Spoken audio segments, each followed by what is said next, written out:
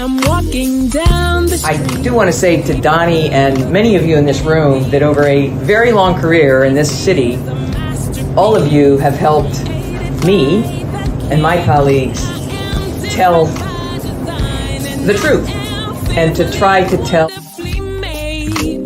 I may not look like you and you me, but Take my hat off. I'm South Carolina, so I just... gotta be you. Got it.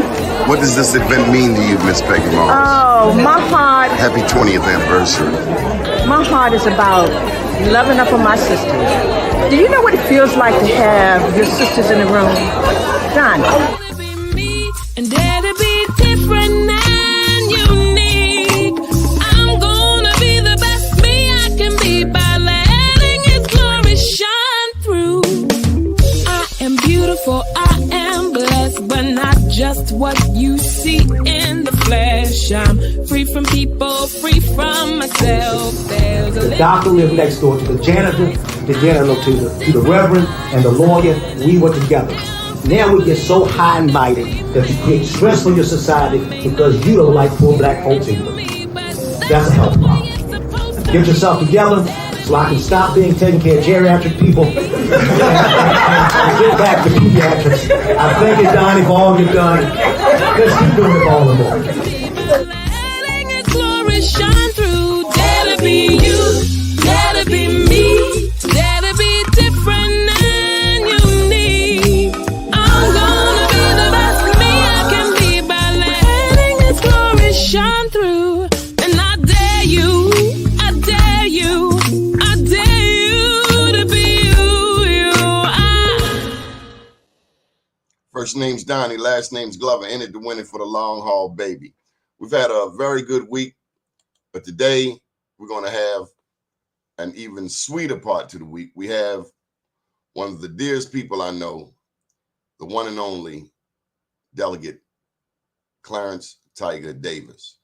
And before I bring him up, let me just tell you that as I was writing this book here, I Am Black Wall Street, Tiger Davis helped me with some of the history.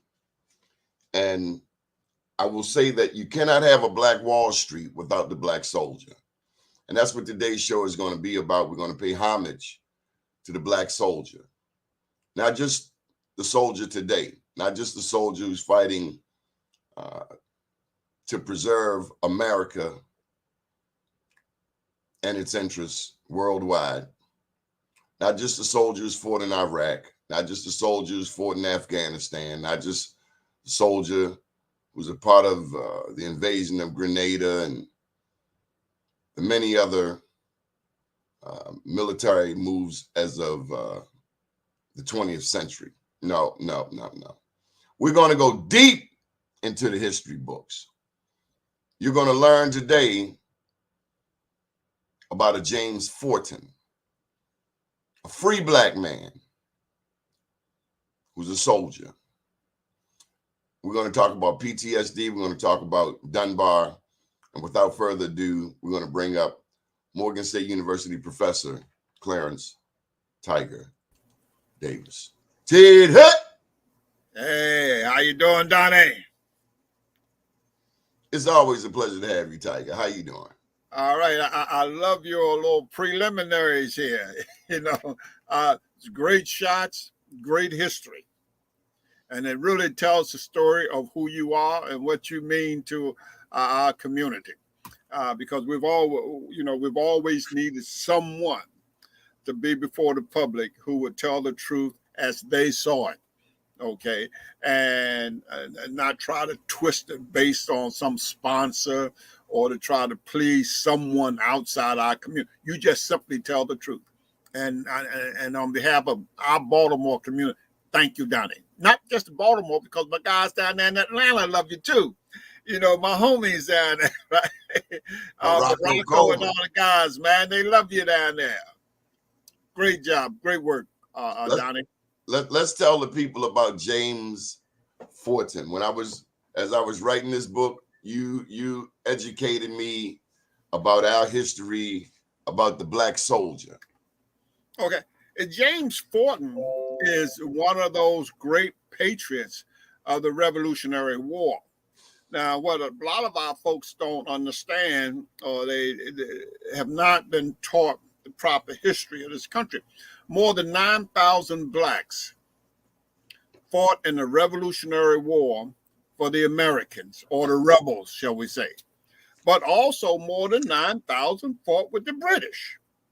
Okay, the British promised them freedom, and when the war was over, Great Britain tried to live up to that. But let's talk about the Americans.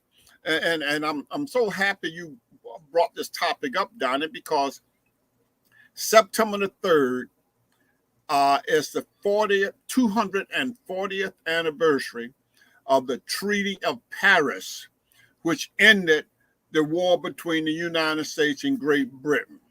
The 240th anniversary. Now, towards that end, I have asked Dr. Gray out of Montgomery County with the Minority Veterans History Project to pull up the information on a significant number of the blacks who fought in the Revolutionary War. What we'd like to do between September the 3rd and Veterans Day is to go into the schools and in our community groups and extol the story of all of those blacks who fought to bring about this nation. And of course, there's none greater than James Forten. Now, maybe not in combat because he was captured by the British. And Forten was about 15 years old when he was captured. And he was so young that he ended up shooting marbles and playing games with the major's son, the guy who ran the POW camp. And the commandant of the prison camp saw how bright and intelligent this boy was. He said, look, come here, boy. I want you to go home to England with my son and go to school with him. And the young man said, oh, I'm a patriot and I shall stay here with my fellow comrades. In other words, he chose prison to be with the Americans than to go to England and enjoy the freedom. But now after the war, Forten became an apprentice in the cell making industry, business in Philadelphia. He came up with so many inventions to improve the production of the cells and to improve the workability of the cells themselves. And eventually he bought the company. And then he became one of the wealthiest men in Philadelphia, which meant that he was one of the wealthiest men in the country. He financed the building of civic buildings. He financed the Underground Railroad. He financed the AME Church and so many other projects that, you know. He had black and white employees. Yes, he did. Yes, he did. He was what you might call the quintessential American. And he was totally committed to the American promise of freedom and equality for all. And he put his money where his mouth was. But tell me my favorite part about how he felt about going back to. Oh, well, what happened is from 1820 to 1850, there was a significant, what we call black nationalist movement in this country, where blacks were meeting in conventions and they were discussing how to free or eradicate slavery. Some were talking about going back to Africa and all of that. Okay. Now, James Forten Jr., the son of the James Forten, was a black nationalist who wanted to go back to Africa. His father said, no. If we go back to Africa, then who's going to be here to fight for our brethren who are in bondage? The son and his group replied, well, look, if we go back to Africa, we can produce cotton cotton is what keeps slavery alive back here. If we produce cotton, we can do it cheaper, and we can ship it easily to the factories in Europe. And therefore, we would eliminate the need for cotton from the United States. And so both their views were quality views which reflected a deep commitment to their enslaved brethren.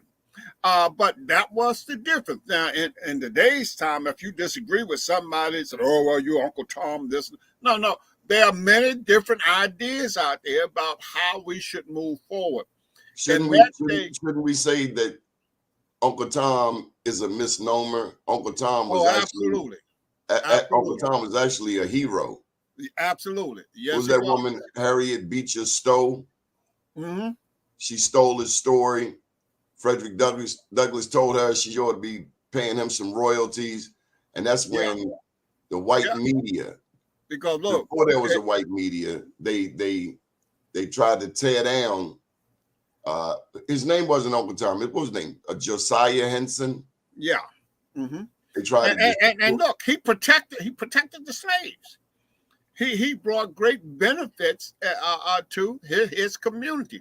He had to bow his head and do all of that, but he was taking care of his people. He did it all to protect his people. But now back to the Revolutionary War. There are so many heroes. There were almost total black units that confronted the Hessians, because see, the British used mercenaries, just like Russia was using those mercenaries to fight in Ukraine. The British were using mercenaries, and the U.S. black soldiers of the Revolutionary War took them on heads on and defeated them. And I mean, they defeated numerically superior forces of mercenaries. That's how good the black soldiers were during the Revolutionary War. First Rhode Island Regiment. That's correct. Hey, Doni, you're on top of your history, man. I love it, boy. I love it.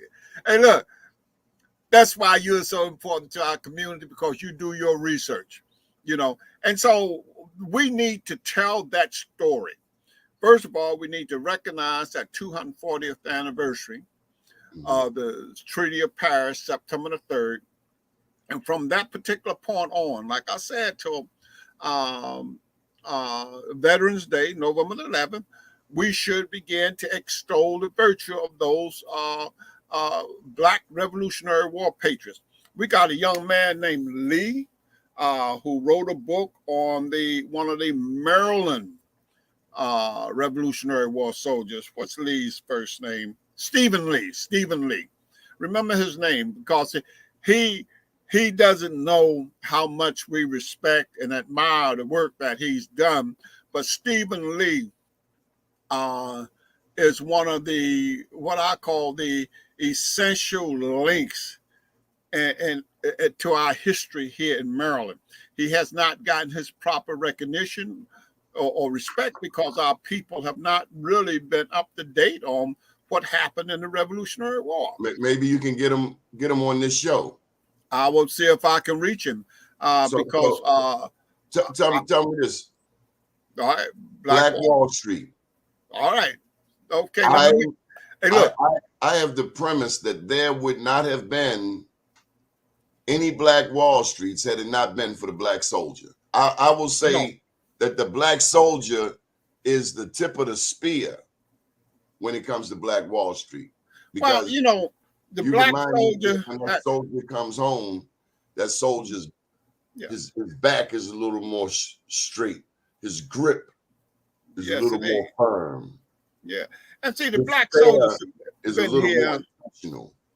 Even if you look at the mountain in Western Maryland called Negro Mountain. Now, we have some issues with some of the young people about that. Okay, they view Negro as being a derogatory term. Senator Lisa Gladden was the first one to put in some legislation to change the name to the person who's classified as the Negro. Okay, but what we told Lisa is this, Lisa, if you put the man's name up there, nobody's going to ask a question about who he is. Once you say Negro Mountain, or you keep it there, people are, well, why is this mountain called Negro Mountain? Why? It's a tribute to all of our people. So from even before the Revolutionary War and what some folks call the French and Indian War, which was really the first World War, okay, because the whole world was fighting. Because look, all the European powers was fighting over who was going to control Africa, who was going to control Asia, who was going to control the Western Hemisphere. They're fighting one another. And each one had some of us on their sides, right? So that's how we get divided. In this book, I talk about Negro Fort down in Florida. Okay, very good. People don't know that Florida, and I write about it, Florida was a Spanish property until 1831. So if you live down there where your people from Georgia, Alabama, South Carolina, and you escaped and made it to Florida before 1831, you would be free. You had to agree to fight for the Spanish crown, and you had to convert to Catholicism. But one of the places down there in Florida was called Negro Fort. And so, you know, when Trayvon Martin happened, delegate, I swore I would never go to Florida again. But the research led me right back to Florida. And then I learned about people like Juan Garrido. He was a Spanish conquistador who stepped foot. He was the first black man to come to America in modern times. I learned about little Esteban, little Steven. Estebanico, we call it. Yeah, Estebanico. And he came into Florida and went all the way around the Gulf Coast down into Mexico. And then in this book, one of the heroes is Chief John Horse, a black Seminole who led the first blacks to Oklahoma in 1843. He got out there because they were fighting in the Second Seminole War. And that's around the time that Andrew Jackson, $20 bill Andrew Jackson, said that he gonna go down to Florida because Florida was off the hook. Blacks people were strapped down there. And yes, they were. Andrew Jackson said he gonna put blacks in chains and put the Indians on a reservation. But Chief John Horse fought them. They fought so hard that they came to a truce and they said, okay, will you just go to Oklahoma? And they went out to Oklahoma. He didn't like it. And then Chief John Horse led them same 200 black families. And that's what you call a Trail of Tears. And so one important point I want to make is that they will tell you in American history books, these illiterate, unlearned people, that the blacks on the Trail of Tears were slaves, and they were not. They were soldiers. That's right. Who fought to a truce. They were given some land in Oklahoma. They went out there. Chief John Horse didn't like it. He then took 200 black families through Texas to Mexico. And let me just add this one other point. Oklahoma had 70 to 80 black towns. East Texas had over 500 black towns. Tell them to put that in the history books.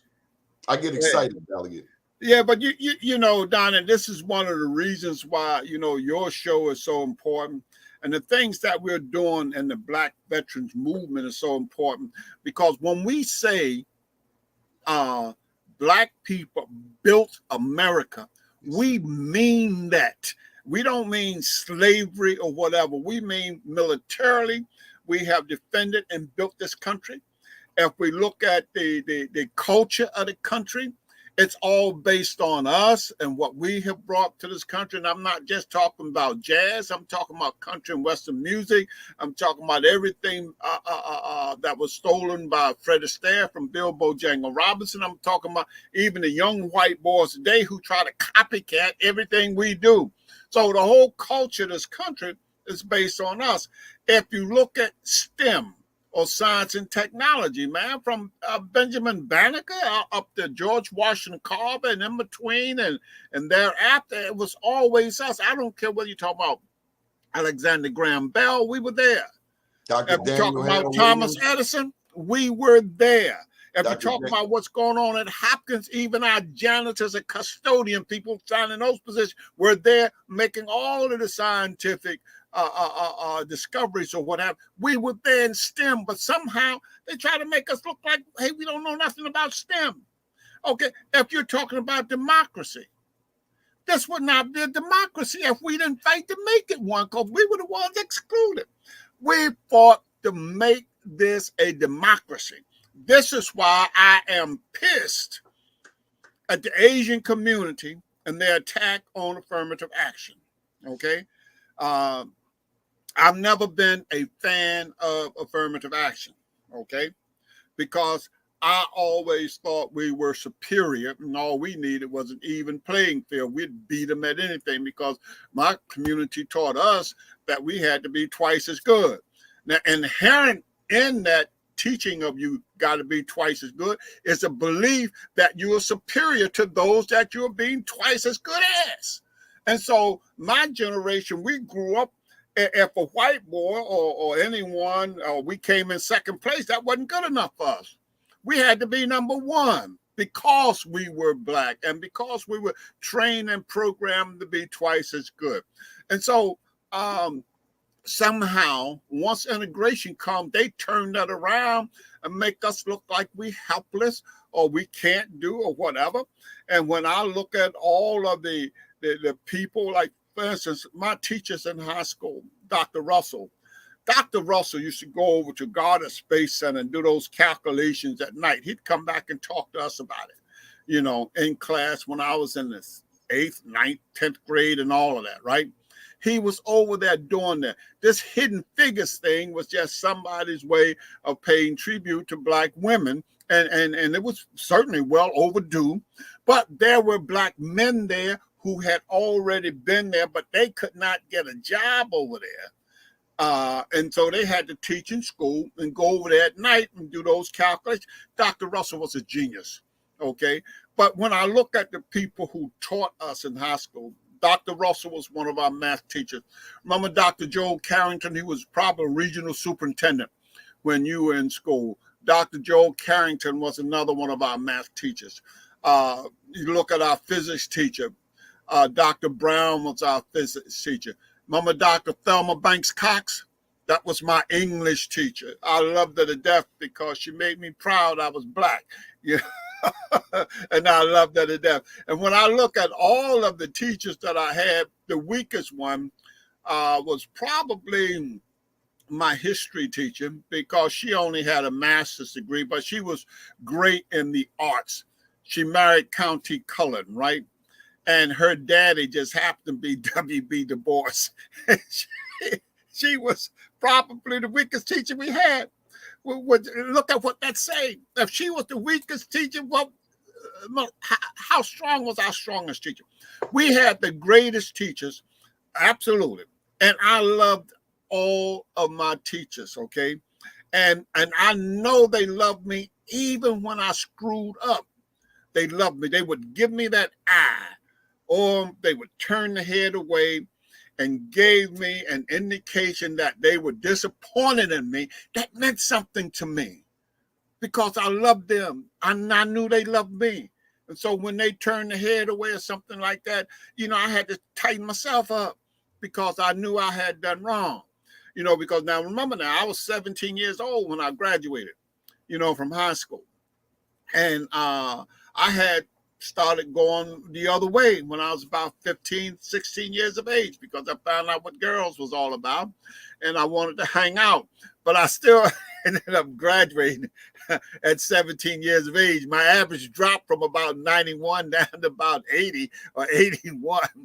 But I wanted to get married. That's why I went straight in the military at 17, because I wanted to get married. Okay.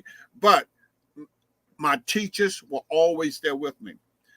The janitors at Dunbar High School, to include the shower room manager, Clarence Burns, they were always there. They chastised me. The cooks. And for those who don't know, Clarence Burns was the first. Burns was the first Black mayor of Baltimore. First Black mayor of Baltimore. And he was backed up by all of the cooks and the custodians in the cafeteria. I mean, they had them big old metal spoons, man. If you didn't sit up straight in your chair, they would come by and hit you with that metal spoon, straighten up. See, Everybody at that school was a teacher, whether they was a janitor or whatever. They were all teachers. They taught you something about character. They taught you how to conduct yourself, sit up straight in that chair, boy, so on and so forth. Everybody. Today, you can't say nothing to these kids today because their parents would be all over you. Well, what a business of it is of yours. Look, everybody was a counselor. And you could go to them whenever you had a problem. If I had a problem, I would go to one of the janitors and say, look, 1, 2, 3, 4. And they would say, sit down, son. And then they would talk to you. These people were about developing a strong race of people who could compete in any genre throughout these United States of America. And so I've always been very proud of my experience in the segregated schools, because it was here that I learned about some of the people we're talking about. James Fortin. I came to love Black history because I had a Thelma Banks Cox who made me proud of who I was. And I had one white teacher in school. Okay, look, and he had a significant impact too, because Herman Bainer, and I don't know, he was gone when you was there, man, because I know he went on to be assistant principal at Emerson High School. But Herman Bainer came to Dunbar, and he established himself in the first year. He flunked about half his students because he would not allow Black students to be second best in anything or to use excuses, okay? And so I had taken him wrong from the outset, because he made me do a paper on the developing nations of Africa.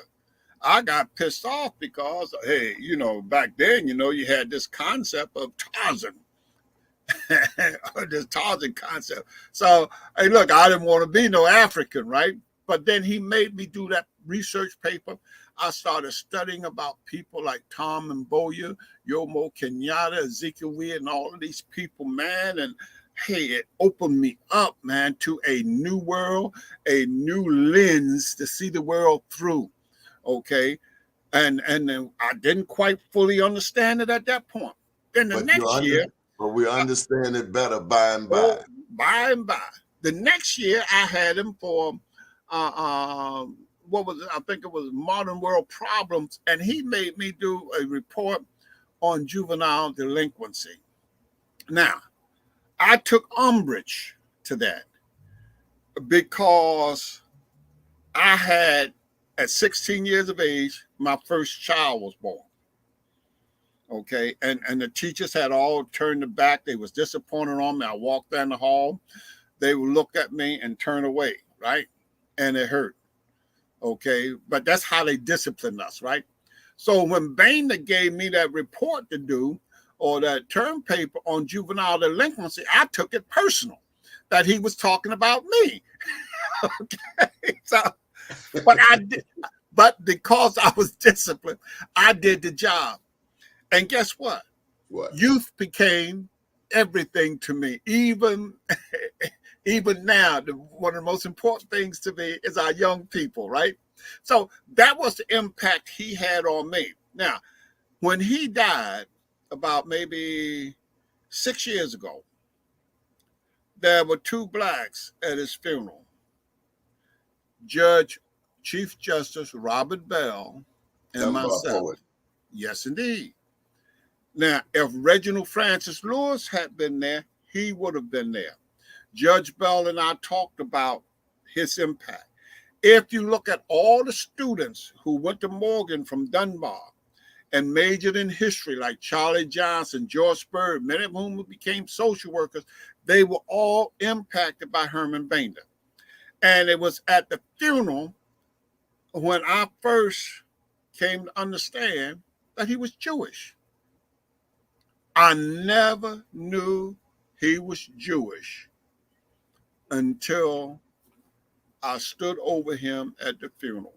And what did that what did that add to your understanding? Well, it it kind of like made me understand that people are people, and that we should not judge one by uh, their ethnicity, The their color of their color, skin. or any of that. Because Herman Boehner, look, or what our initial impressions are. Okay, President. because when I looked at Herman Boehner, I was looking at him through the lens of a weak black man who was looking for excuses for failure. Okay, that's how I saw him, and I saw him as the enemy, and he was not the enemy. This happened to me once again in life, and you have to constantly check yourself. My first day home from the military, I was in an automobile accident. They took me to a Union Memorial Hospital who did not want to serve blacks. I ended up getting locked up from Union Memorial Hospital. I had been knocked unconscious, and I was laying there. As I recall, the nurse came in. What's wrong with the boy? And then boy, and my reflex action was Uncle Sam ain't got no boys, bitch. Just like that. That's what we used to say all the time. Hey boy, hey, Uncle Sam ain't got no boys, bitch. Just like we used to say that all the time. So there was a reflex reaction. Next thing I know, the ambulance attendants and all the good white men had me in the floor like I'm a crazy nigga now, right? And I was okay when them white shoes coming through that door. Them swinging doors, in the floor, you see them white shoes coming. But when I saw them black patent leather shoes coming, topped with them white socks, it was time to cover up, close the legs and cover up, because they was going to go for the family jewels, and they was going to hit you in the head with that stick. So I ended up in jail my first day home from the military, and I ended up in jail. They finally let me call home about 5 o'clock in the morning. My dad came and got me out. I went home, shit, shower, shaved, and got cleaned up, and I was standing tall in court. And the judge in the court was a guy by the name of Jerome Robinson, Judge Jerome Robinson. Now, I didn't know he was Jewish then or anything like that, but what I did know was that when he asked that police officer why I had been arrested, the police officer said, well, we got this call, and when we got there, they were restraining this man. And so, well, what were the charges? He couldn't say anything. So the judge then asked me what happened. And I told him straight out, I said, look, they used a lot of racial epithets toward me and stuff like this, and I was offended by it. Then the judge says to me, well, why didn't you ask to be taken to Providence Hospital? And I told him I served in the United States military, not the military of Ethiopia. My dad was pulling at my coattail. Hey, because I'm standing tall, right? Hey, because I've come home with a new sense of who I am, because I was a soldier. I was committed to defending this nation, and I wasn't going to take a backseat to anyone. And that began my after military, my adulthood engagement with the system of racism and fighting in what I call and still call the Black liberation struggle. But what it was, later on, I realized, because when I went into court that morning, now I'm clean, my Hong Kong tailor-made suit, right? 3-piece too, all right? And I look around, all these people brought out of the jail cells in the court, man, they got busted lips, heads all bandaged up, arms, man, and slings and everything. It's like every last one of them had been arrested and beaten by the cops. And so that's what I saw. This was my welcome home to America, right? And so I was just stunned by this. And so when I was speaking to the judge and standing up, it was like E.F. Hutton. Everybody was leaning over, man. Everybody want to hear what I'm saying to this judge, man. But look, and I know them cops was ready to pounce on me, but the judge never allowed it. I didn't understand that at that time because I was full of anger. Later on, about 20 years later, and I'm in the legislature or what have you, I'm sitting next to the same judge. He's receiving awards from the Mental Health Alliance and all of that. That's when I found out he was Jewish, right?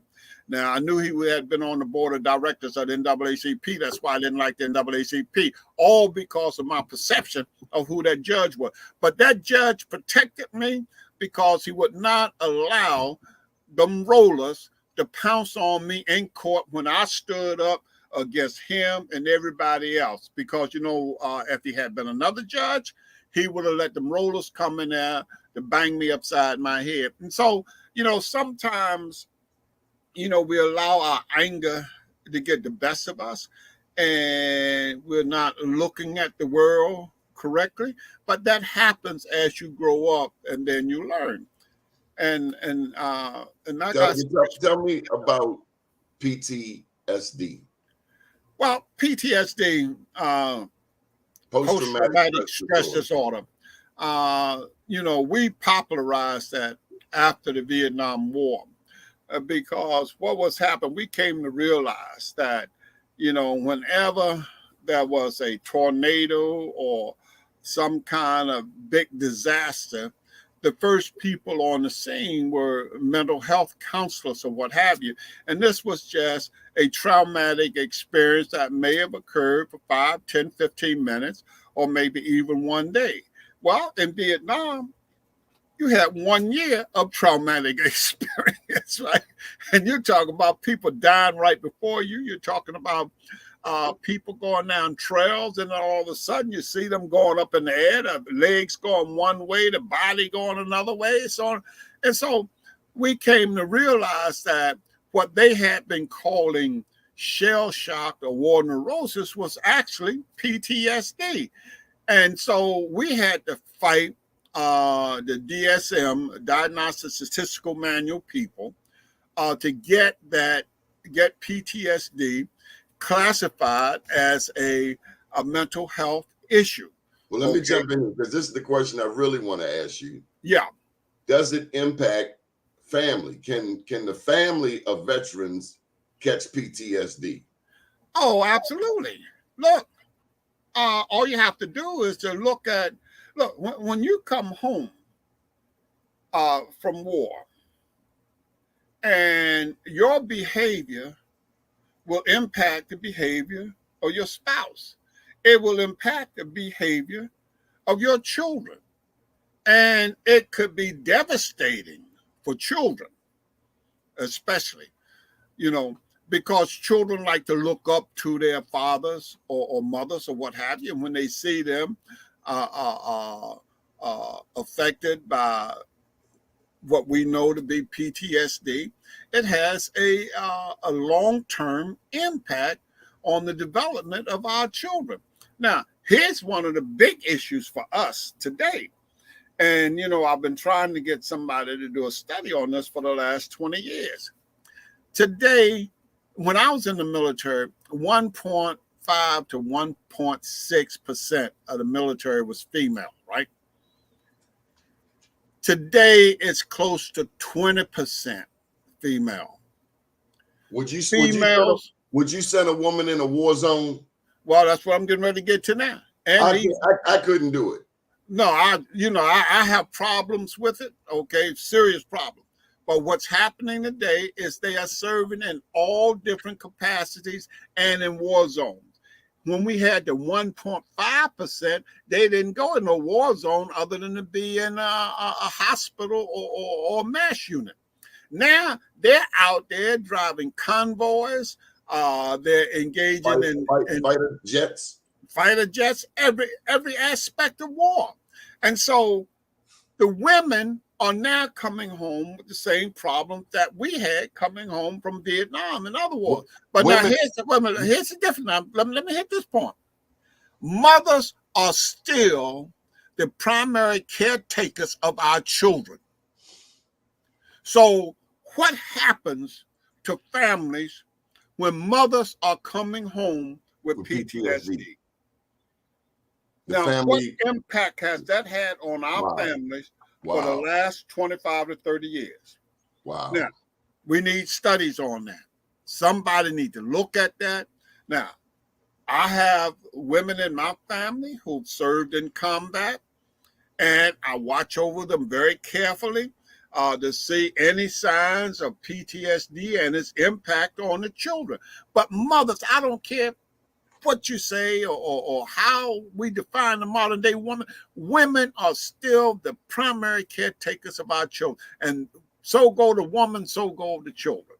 You know, the one thing, and this is not on our agreed upon list, but the one thing that's a common thread through all of this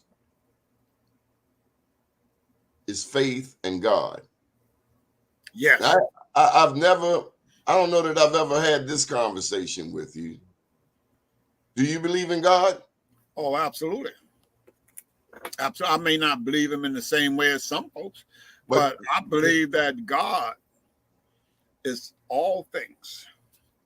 And my belief is that we have to live our life the best that we can and leave the rest to God. Now, that's how I live my life.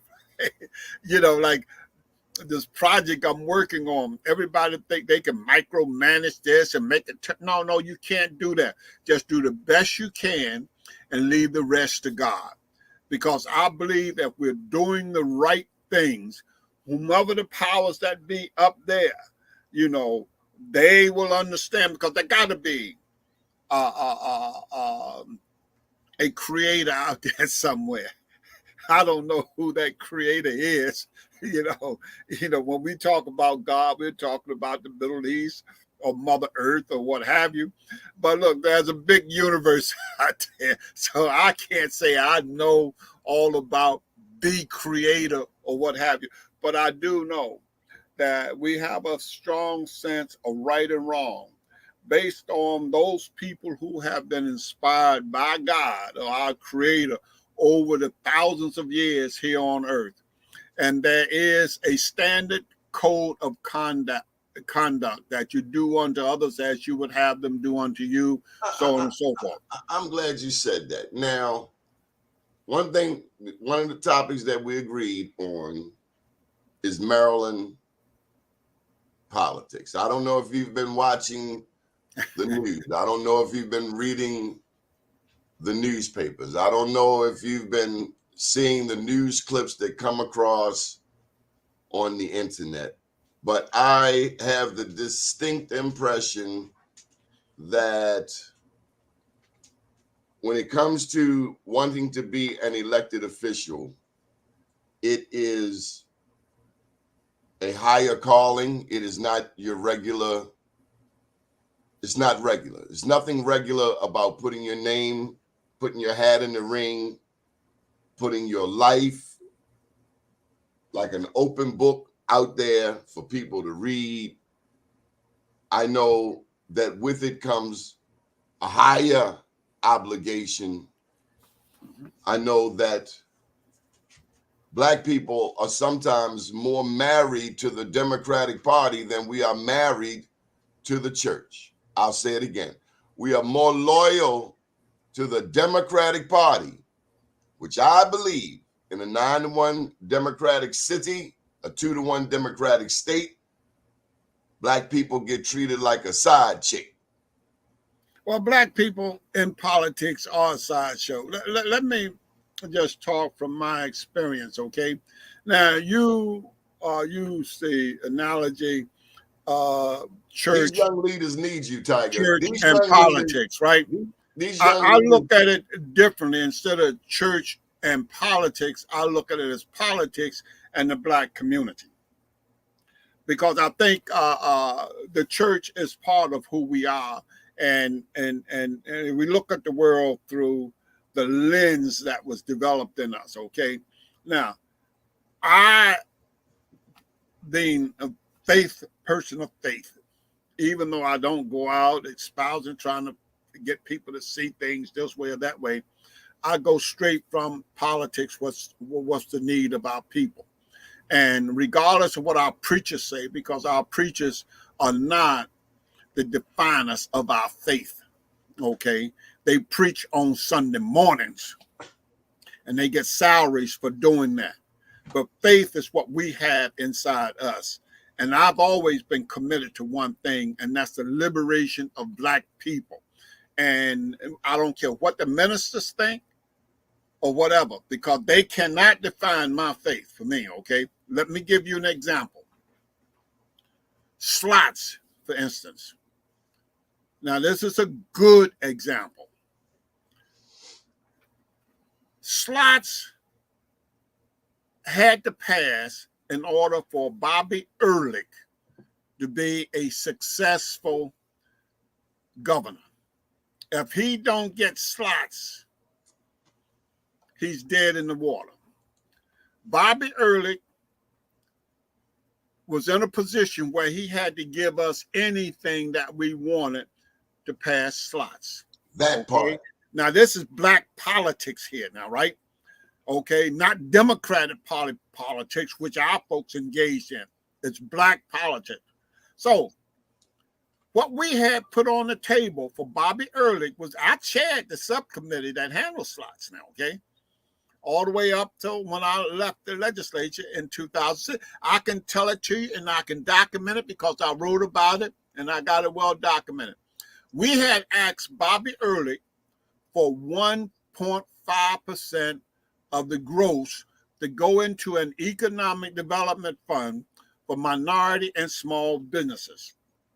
1.5% of $2.4 to $2.5 billion would have been close to $40 million annually for 15 years going into an economic development fund for minorities and small businesses, okay? Now, the way that works is once the bill is passed, then you go to the bond market and access $2 billion, which they're going to give to you, okay? Because number one, you know, you got a guaranteed revenue stream of close to $40 million annually. You're not giving the money away. You're giving the money away, but you're only collecting a small interest on it. Now, Bobby Ehrlich understood that the government could not hire black people out of their unemployment or state of employment or what have you, and that there had to be economic development. That's the way Republicans think now. And Bobby Ehrlich was a true Republican, okay? And so he believed that there had to be economic development in the black community. He also understood that banks would not loan blacks money. How can you have economic development in a capitalist society if you don't have access to capital? These were the things Bobby Ehrlich and I was discussing. Okay, so what happens is he has 42 votes in Republicans.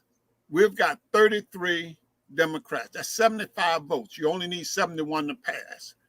What happened is black folks chose to be Democrats than to be black political leaders, okay? And they tried to hide behind why the churches are opposed to gambling. Come on, don't give me that crap. The churches are opposed to gambling. They running buses from their parking lot up to Atlantic City. Get out of here. We are elected to use our scruples and the political processes to move our people from one point to the other. I can give you that in writing. Some of it was in the newspapers or what have you, Donnie, and I'm telling you, black people then got amnesia on what transpired. What did we get out of when we elected O'Malley? Nothing. Here we could have gotten something from Bobby Ehrlich.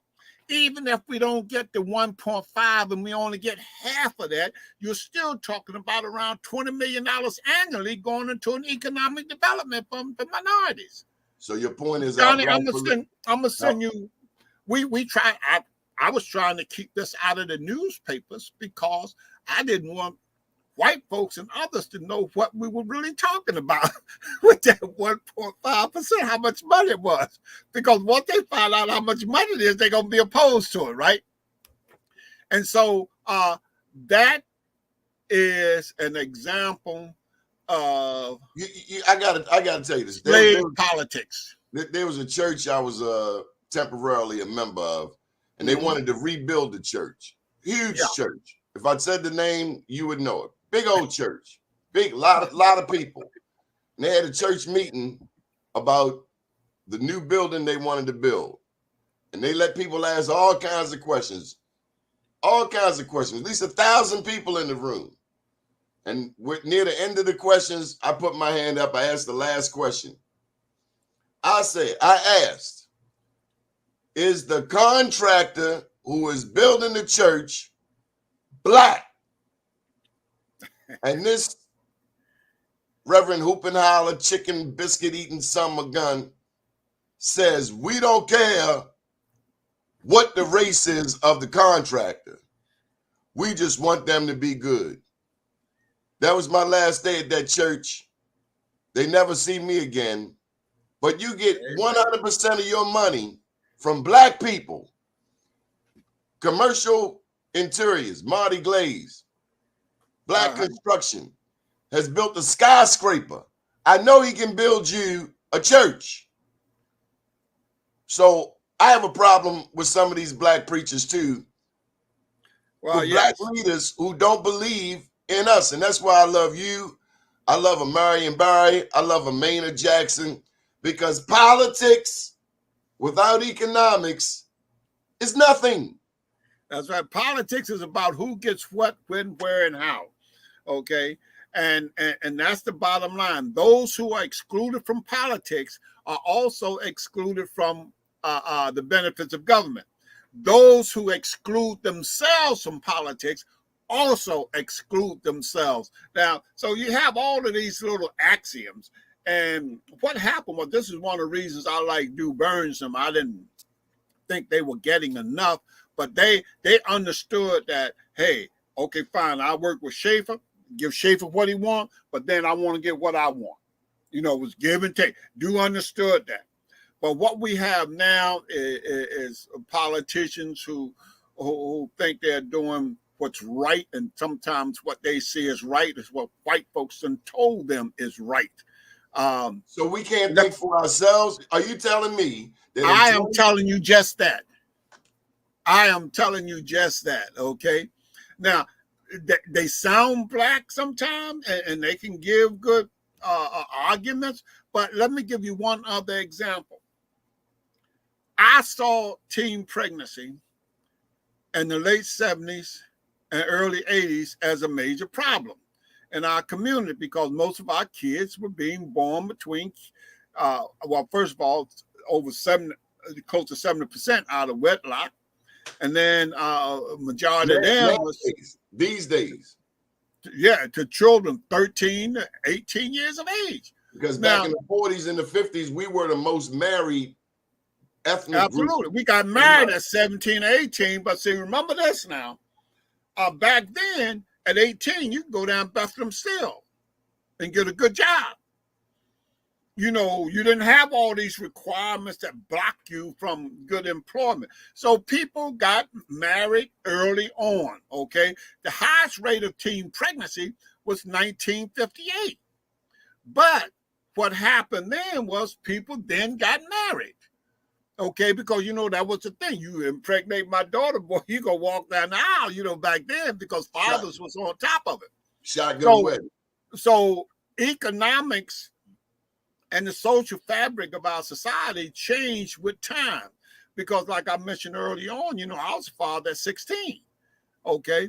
But my wife and I have been together since we were 15 years of age, right? And we still together, all right?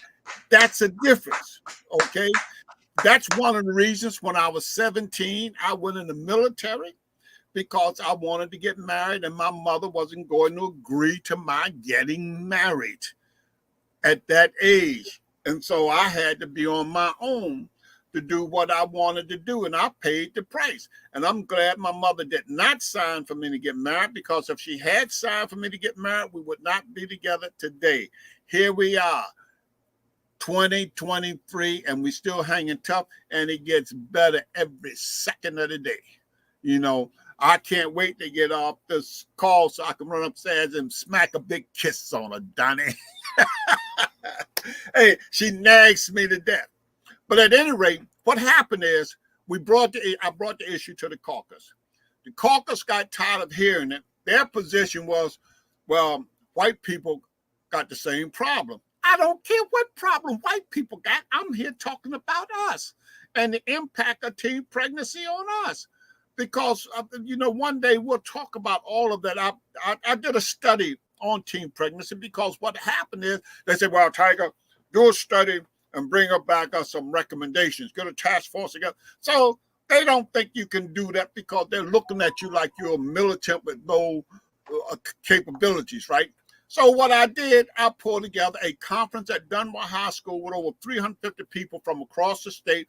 We came up with a report and solutions to the problem. And then the next year in 1986, the caucus would not even let us present our report. I had distributed to everyone. And I had prepared my statement for formal presentation to the caucus. They would not allow us to submit it. And what they did, they accepted the views of white people, social engineers, who saw teen pregnancy through the prism of abortion rights and all that kind of stuff. And hey, that ain't got nothing to do with the development of our kids, because what we found in our study was that when kids developed that sense of self-esteem and they had goals and objectives that they wanted to achieve, they was least likely to engage in juvenile delinquency, teen pregnancy, drug usage, all of that. And so it was a question of development of our children. And what we also found was that our school system was outcome-based, and we were producing affective kids as opposed to cognitive kids. Affective kids, monkey see, monkey do, or what have you. Cognitive kids are thinkers, okay? So our kids are getting in trouble today because they don't think. In that 1 second of not thinking, they end up 40 years in jail because the school system is producing affective kids. Now, still today, I've got the reports right here. I had wanted to write a book about it, but then I don't want to destroy the idea. I don't want to destroy the concept that people have of some of our legends in our society. Okay, but I got a comment about you. Just came in. All right, but look, I might share some of that with you, Donnie. Okay. By far, just in my limited, unintelligent opinion, the most impressive guest that I've seen from your show thus far. And when you see the look in your face, you are like a kid in a candy store. They don't make them like him anymore. I love it. All right. That's from soon to be Dr. Jeffries. Hold on. This is from Irvin Reed, Politico, down in gorgeous Prince George's. Wow, I heard how great Tiger Davis was, and now I know why. Thanks for the interview. We love you. Hold up. What do you think of the laws of abortion issue today in teen pregnancy? Tiger, we love you. We thank you. You are full of history. I am, because you are. Thank you for always sharing with me. You always take my call. You introduced me to Morocco. You are a veterans advocate. You are a historian. You are a proud Dunbar poet. You're a man's man. You can think for yourself. You remind me that there are no permanent friends, no permanent enemies, only permanent interests. And without a doubt, all the way from the red clay of Georgia to Baltimore City, you love Black people. Amen. We salute you, sir. Good morning, world. Thank you, Donnie.